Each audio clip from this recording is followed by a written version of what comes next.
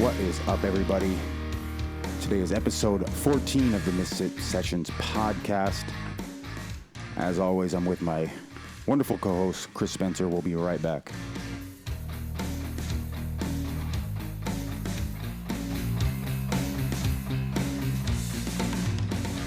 Chris, how are you today?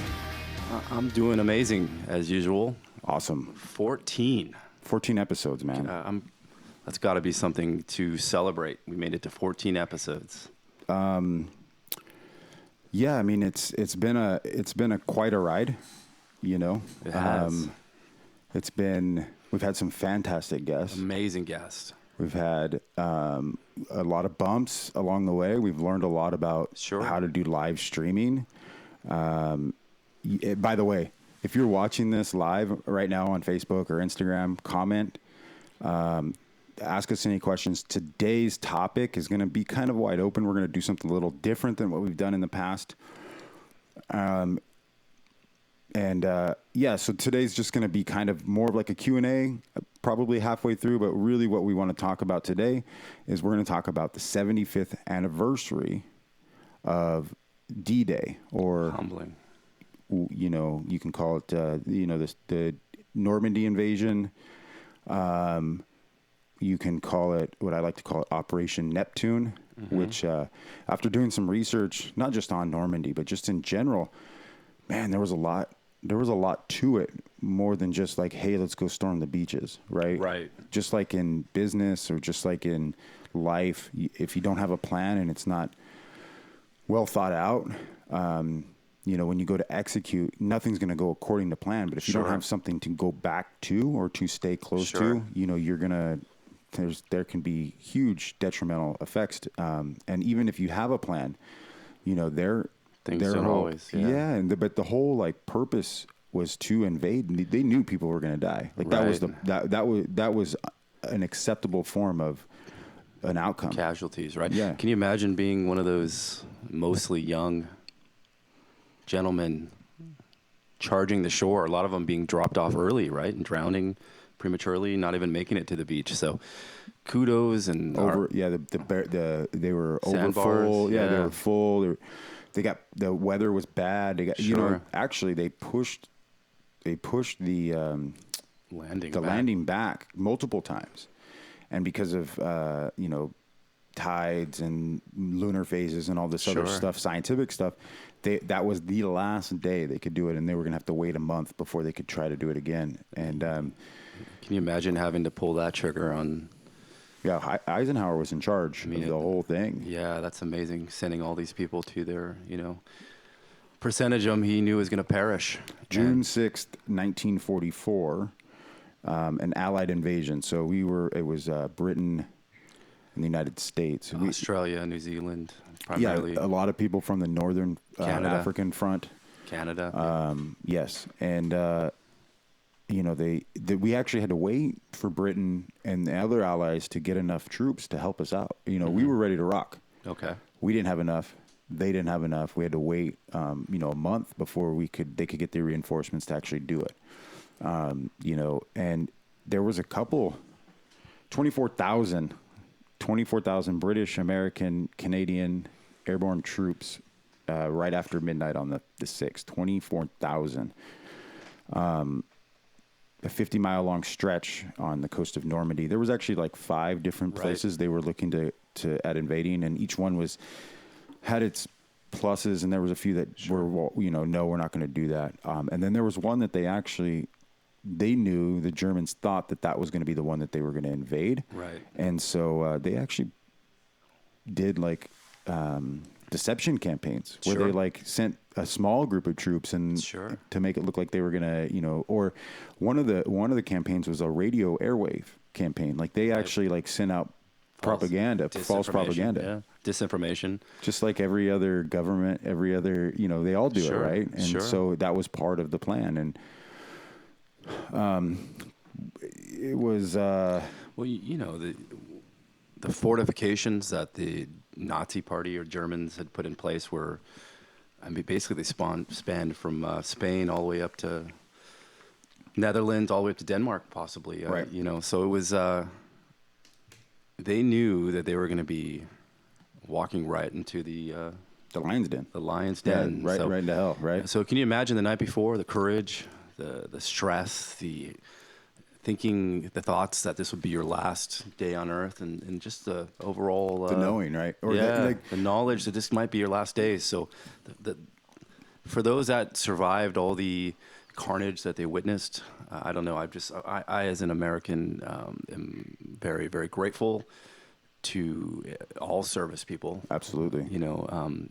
But today in particular, since it is D-Day, we want to, I personally want to give thanks to everyone that survived, but perished in the battle. One of the great American days, one of those days that when you look at the history of America is one of those defining days of the country, right? Sure. You have other things, we have tragedies like 9/11 that happened to us, and then we have things like, the signing of the Declaration of Independence, the things like Normandy, Pearl Harbor. These are the defining moments in American history that you need to be celebrated and need to be remembered. And yeah,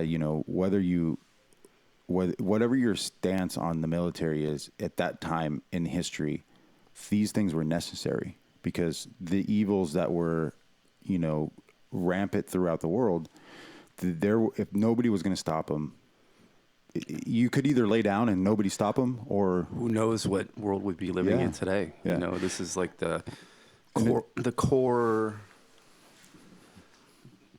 reason I think we won that whole war is it was truly was a battle between good and evil, and the evil that all the allies were up against. Right. There was a greater cause.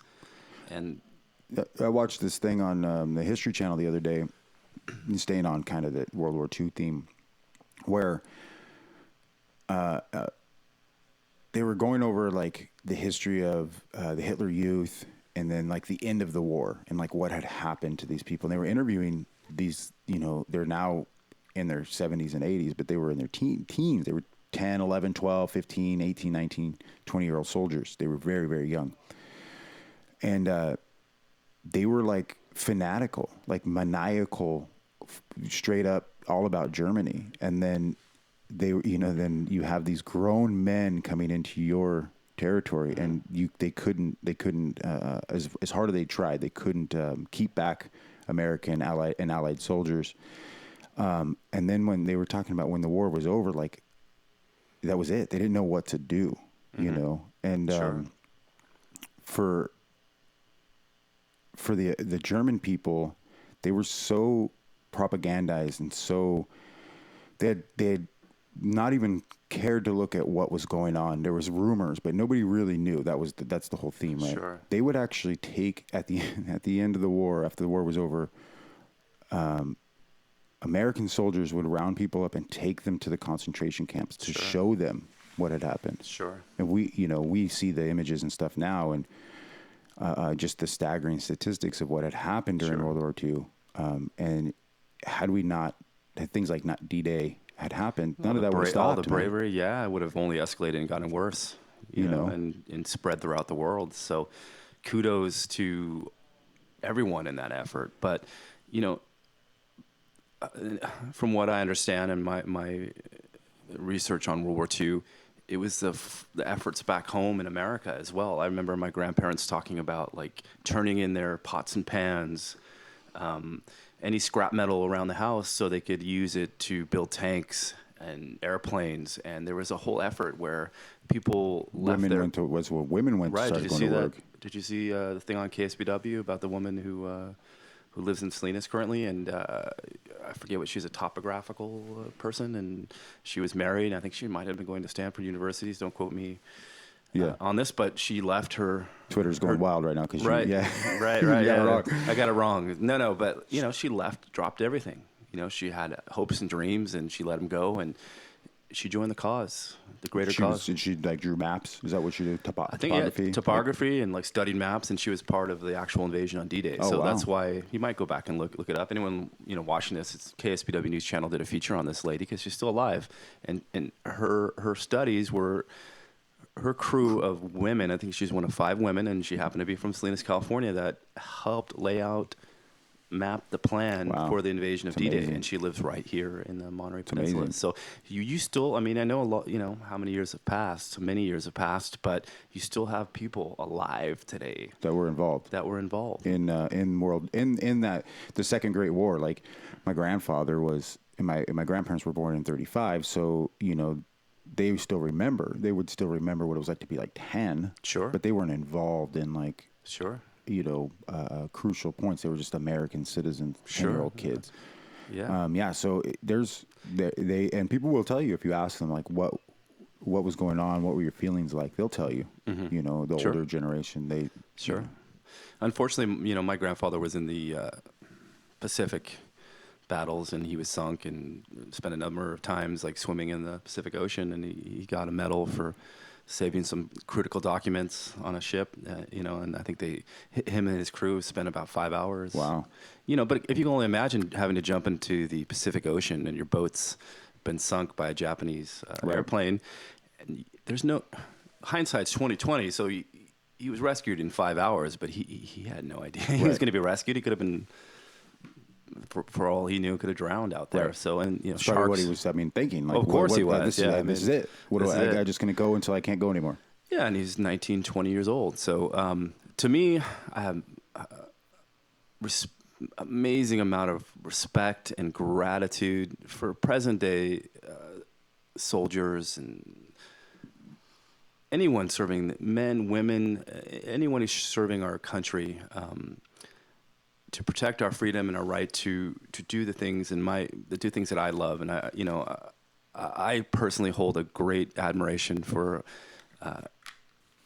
anyone who sacrificed for us, because there would be no Max Fit if these people hadn't. 100%. Yeah. There'd be no. So it was important to me, and it was important to Brian and I to, because of the great momentous day, D-Day, and just spend a moment here memorializing these people and that sacrifice so much, that are, some are still alive, but most, if not all, have perished, and quickly we will lose these memories. And I think it's our responsibility to constantly look back so we don't repeat these same mistakes, Well, that's estimated numbers. They have just north of 4,500 confirmed deaths of Allied soldiers, and I believe that, as high as 10,000 people perished from Allied side because of D-Day or on D-Day. And then because it wasn't just like one day, it was a campaign that lasted a couple days. Sure. Yeah. And then between 4,000 and 9,000 Nazi soldiers. So, you're talking about 20,000 people in one day just wiped off the planet. Wow. Gone. Didn't they drop people in beyond enemy lines the day before to try to? Yeah, they were, they were parachuting people in to try to create two fronts of the war. I mean, it was, if you ever seen images of the beaches, they had the high ground. They were above the beach, with their turrets, fortifications. And it was war. I mean, everybody knew what they were getting themselves into. Yeah. We have to now be blessed, I guess, if you want to say it, but that we don't live in an era where there's a draft anymore. We don't live in an era where, your sons and my sons, hopefully don't have to go fight in a world war like that. Right. I mean, whoa. We'll shut that down. Yeah, Kris is over here having a Whoa, you too now. Yeah, me too. All right. San Antonio, Texas. Who's calling me from San Antonio? Probably a listener. Yeah, no. Right. The one person listening right now. Right. So, okay.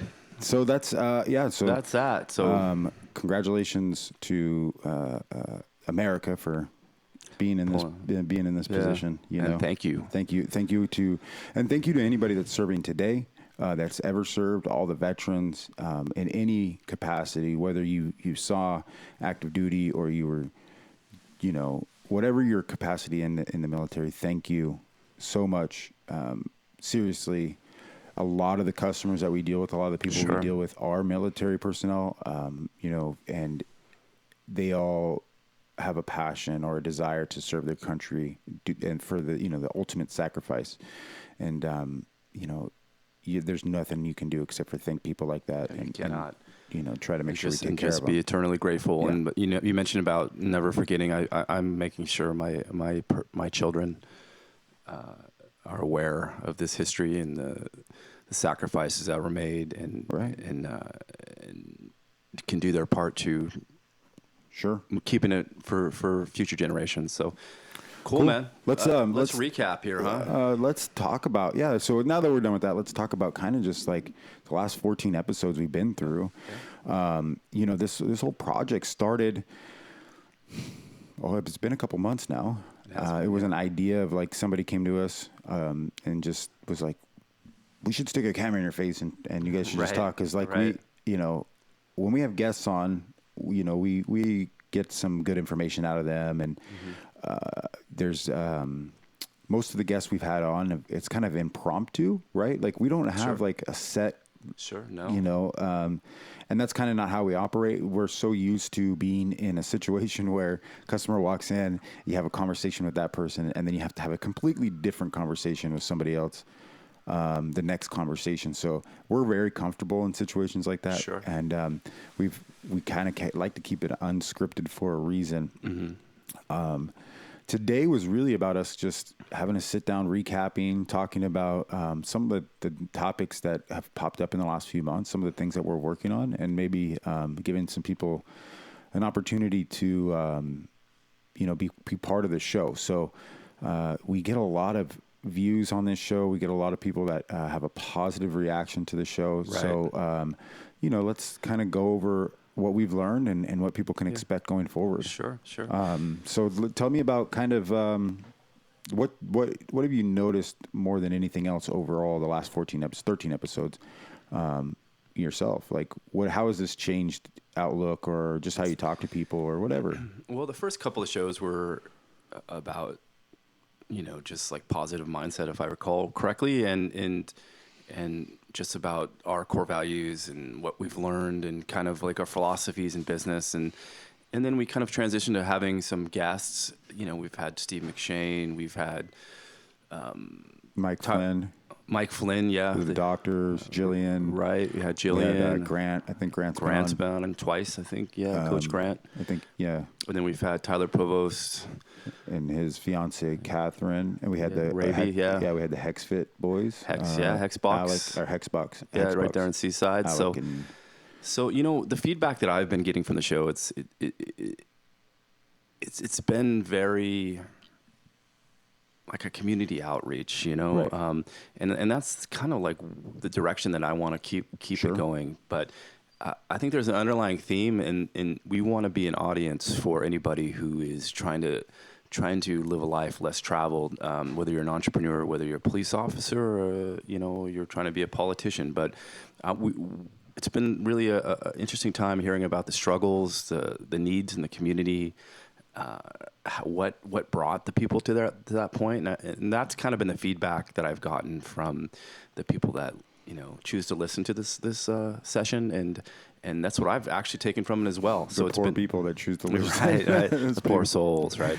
So we're I think we were discussing before this podcast of we're going to continue to upgrade our equipment. And, we've had some audio issues, had some probably video sound, and but the underlying theme is like you can't let that hold you back. You have to get some skin in the game. You have to try.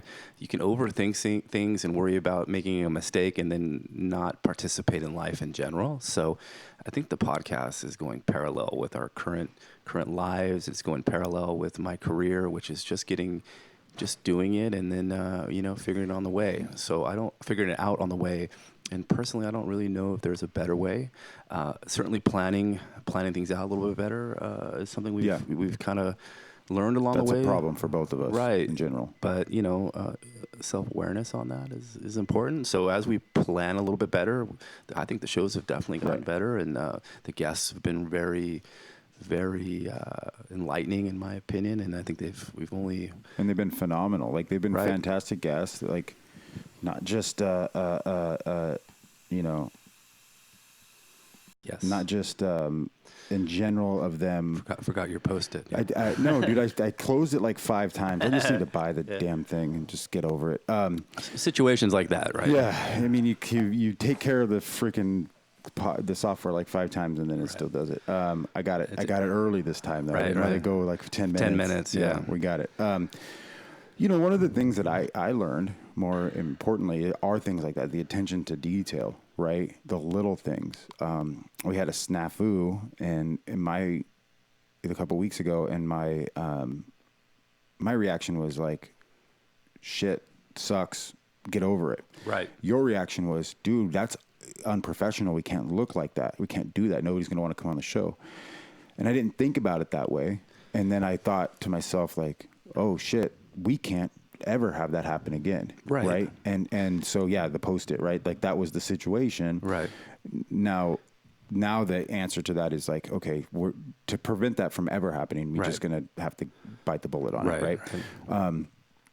So one of the things that I realized throughout this whole process is that I feel like we're helping people in a different way than we're used to. Sure. And we're helping people at a higher level, which is something that we've always strived to do, right? Sure. Helping people. That's what we got in. Originally, we got in the industry probably because it was what we knew. And then once you kind of got used to it and you started seeing the results of other people, it became addicting to that, right? Sure. Like helping people, being just being around it too. Like, being around something positive every day. So, right.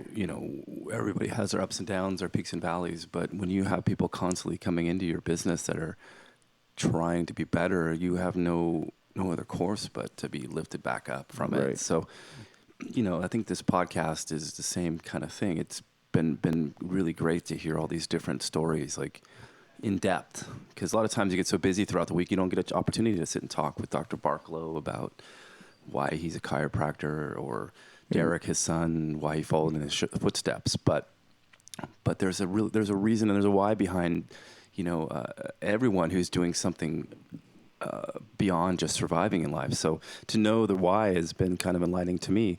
And I just want to throw this out there. If you're anybody who wants to join us, hit us up. We'll have you on. We don't care if you're a business owner, right? You're whatever. Everybody has a story. Sure. Everybody has a story, and sure. And at the end of the day, what we're more concerned about is actually getting the message out there of like, this community is awesome. There's awesome people in this community. Sure. And if you're not in this community and you're outside, we're working on having remote, 100%. Guests on. We're going to be testing that out in the next couple Sure. weeks. And so, this is going to become something that's beyond, you have to be in the studio in Monterey. Sure. We're going to bring you global names. And hopefully we have, the same type of response and impact at that level as well. 100%. And this is just a carry on from our old Positive Peninsula push, where we went out and interviewed guests at their business. We got a little bit busy and we were overwhelmed, and we had to unfortunately cut back on that. But this was the best solution that we came up with, and I think it's a better showcase because these were just very short 2-minute clips, and I don't feel like it gave a true understanding of who we were talking to, right, and the whole in depth. So I'm actually super pumped on how this is going. It's been a great avenue. So I'm going to reiterate, if you would like to come on, if you're an athlete, if you're somebody who lost weight, if you're a business owner, if you have a story that needs to be told, you're a veteran, anything that you feel that you would like to share that can make this community better, we want to personally invite you to come on this podcast. We have a pretty good lineup, but we can always fit you in. Right. You schedule you out. So just reach out to us. You can, right, send a direct message to the Max Fit Meals site, or if you're watching on Instagram, DM us on Instagram. Yeah, let's get it going. And it's not like we're not. Don't get us wrong. We're not begging for guests or anything. If you don't want to be on, but you know somebody, sure. Hey, you know what? My sister, my brother-in-law, whatever. Sure. This is their story, and you want to get us in contact with those people. We would love it. What we wanted to do today was really take a step back and say, hey, we appreciate everybody. Retrospect. Yeah, we really appreciate everybody watching, listening. As we fine tune this process and we get better at it. fitting it into all the other thousands of things that you and I and everybody that's a part of this project has to do on a daily basis, on a weekly basis, on a monthly basis, and as it grows, getting some of these things done, takes time and effort, and we just want to say we really appreciate anybody that's watching it, because that's where the appreciation of the time and effort that we put into it. Sure. We might not be, very planned out on how we're going to talk about this stuff. I like it this way because I like to come in, hey, what are we going to talk about today? Let's talk about this. We might have had a conversation for the last couple of days about adaptability, or maybe we talk about, a buy-in or attention to detail, or whatever it is. I want to talk about, some of the things that Facebook's changing in their ad platform. You want to talk about, some of the things that are changing in the health industry as far as supplements go, or whatever it is. I like the fact that we don't. And then when we have a guest on, we can talk about that guest. And yes, we do the research. We don't come in completely blind. We have conversations prior, like what do you want to talk about? What don't you want to talk about? Sure. If you have questions you want us to ask you, we more than welcome those questions, but we'd like to have a organic, unscripted, unplanned conversation, because people respond to that. That's how you really get past, last thing you want to do is have like a boring, how did you get here? Conversation, right? So sometimes you get the greatest content that way, and so that's our core values. That's our narrative. That's what we're going to keep going. Look for upgrades in the studio. Look for upgrades with going live more option. The main goal is to get a peek inside Max Fit. Help give people a better understanding of what we're all about, and that's a community-based brand. That's a brand that cares about our patrons, on a deeper level, and we want to see success for Monterey, Salinas, and beyond. We want to give you exposure to all the comings and goings that are the individuals that are different aspects of these individuals that are adding value to the area, and that brings us great value. So I mean. The farther and farther we get into things like this, the more and more we realize that it's not about, the content that we're creating. It's about the content that we're creating for purpose, right? For a purpose. And in this podcast, any of the videos we do, any of the posts we do, they all have a purpose now. And really moving forward with this podcast and the live videos and integrating more of that into Max Fit's content strategy is just going to help people understand, have a better understanding, and demystify the supplement industry, demystify the nutrition store, right? Sure. A lot of people still have that misconception that it's buff guys and ripped abs and thighs, and everybody's slamming protein shakes, and it couldn't be farther from the truth. The truth is, you have a great group of people that work for the business, not just for you, but for the business, that have a vested interest in everybody out there that comes into the store succeeding. Anybody that shops with us, anybody that watches anything that we do, anybody that comes in contact with us, it's about the customer experience. And, we talk about Max Fit a lot, and because it's so anchored in our lives, but to be honest, like anything we do has that vibe to it now, right? Like we're all about giving back first. That's where the value is giving back to everybody else. So I mean, the next thing for me, I guess, is Barney's is up and running. It's up and running. It's gone live. It's getting some traction. I'm watching people slowly trickle through the website, and it's barneysblend.com. Go check it out. Brand new website. It's the blog posts that we're sending people to are like fire, dude. I mean, it's now we have 2 blog posts up. We have one, 5 awesome benefits of fulvic acid, and then we have another one for males, is the 4 reasons why active males should be taking fulvic acid liquid minerals. And really, you and I can attest to this, and yes, we're very close to the source of the company, right? It's very near and dear to our hearts, but the liquid minerals, man, are have been a game changer for me. During 75 hard, I could tell a difference when I was taking it and when I wasn't taking it. Sure. Yeah. I could tell a difference when I was taking the multivitamin, not just because of the beta alanine in it, but because I took a pack the other day, and it was like, I think I texted you a couple weeks ago. It's like the best energy source I've ever had. Sure. Like, you could drink a Bang or whatever energy drink you want to talk about, and you take these multivitamins and you just feel your body like creating energy, and you feel better. Yeah. You know? And that's something that it should be our top number one seller. In The liquid minerals. Just anything, the Vitapaks, the liquid minerals, and we're all conditioned to go for the cheap energy, Right. And I'm guilty for that, so I'm not condemning anybody. But once you truly experience the value of a good quality fulvic mineral supplement, like I was dead sick to the world on Monday, and What did I tell you? take your Barney's I said, minerals. man, you should be drinking that stuff like water. But when I was sweating all night long, that the previous day I'd taken a couple of shots, woke up the next morning feeling okay, took a couple of shots. Here I am. I mean, I was back to work the next day, where somebody else might have been out for 3 or 4 days. I mean, I was really sick. It was Tuesday. You were really So here we are Thursday. I'm like 100% back. Perfect. And I'm it's just giving your body the tools it needs. Right. To repair itself. And they're ionic minerals, so your Yeah. body can actually like utilize them. There's no breakdown process. It's quickly absorbed into your system. The vitamin packs are quickly absorbed into the system. Sure. I recommend, taking it with food. In fact, the image today, later on today on Barney's Instagram page is going to be, of that, because you have all your fat soluble vitamins and minerals in there that you need the fat source of your food in order to absorb. Also, you have the digestive enzymes that's going to help you break down that meal. And Sure.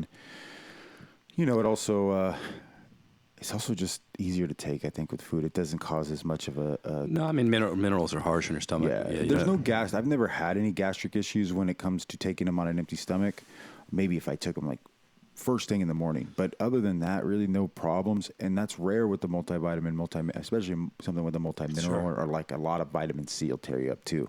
Yeah. So I think the addition of the green formula helps with mitigation of that kind of stuff. right, and But the definitely, probiotics and the digestive enzymes. So it's the whole kitchen sink in one We pack. didn't even talk about the green foods in there. Yeah, I mean it's a overlooked thing, but the green foods I think are key for at least for my overall general health, because I have this colitis issue that I deal with. So, and then the cleanse away, aloe, senna. I mean, it's got cascara in there. I mean, it's got a little bit of a stimulated laxative effect, but it's also got the aloe in there to help with repairing digestive linings and things like that. So super unique product.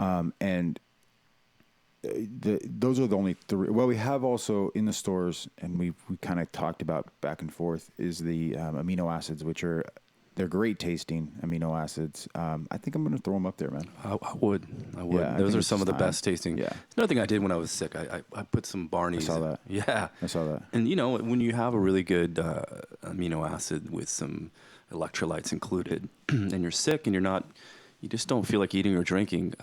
That was it was like the tipping point that got me to drink. Plus, it tastes amazing. It tastes like Tang. Yeah. So when I was sick, I had this Tang to drink, but it was also hydrating me and giving me like building blocks of repair to get me healthy again.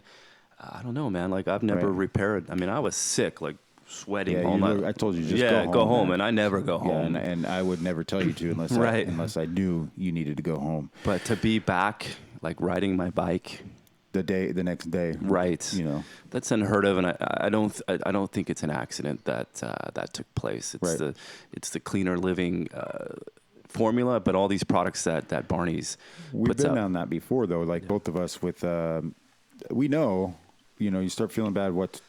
There's a certain concoction each of us has. It's a little bit different than the other. I like to use oil of oregano too, and then also. Grapefruit seed extract when I'm starting not to feel too hot, but the minerals and the vitamins and complex is like a must. Sure. When we talked about it being unscripted, this is the problems that happen when you're oh, what the hell am I going to talk about today? Well, we're getting. I think we made some. They don't always have to be scripted, and they don't. I think what the point of today's conversation was just to let people know what to expect, the improvements we're making, visually, audibly. This doesn't. We don't roll in, push the power button, and this happens. Right. It takes a lot of adjustments, and thank you guys for making it down the road with us, because easily.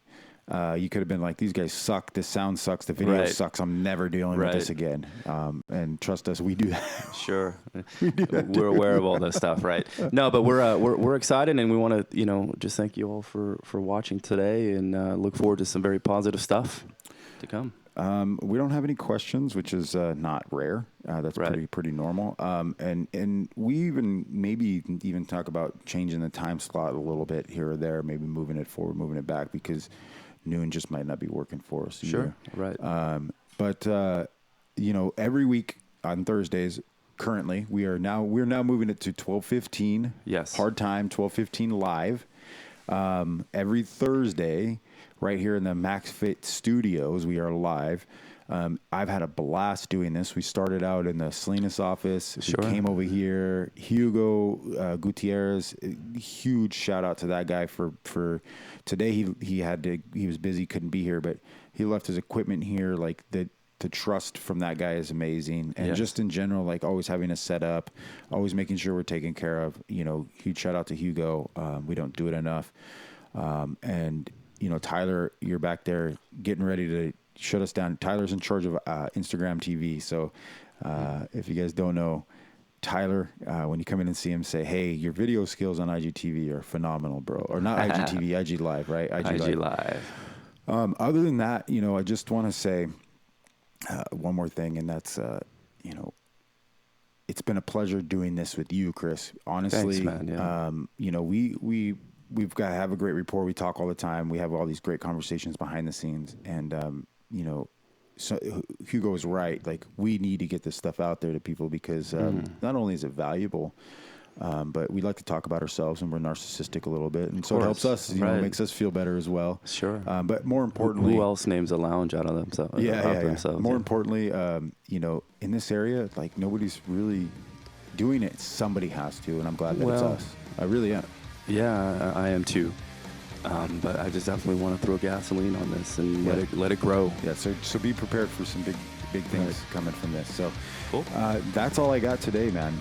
I think I'm ready to get out of here. You ready to get out? I'm ready to go. All right, everybody have a great day. Deuces.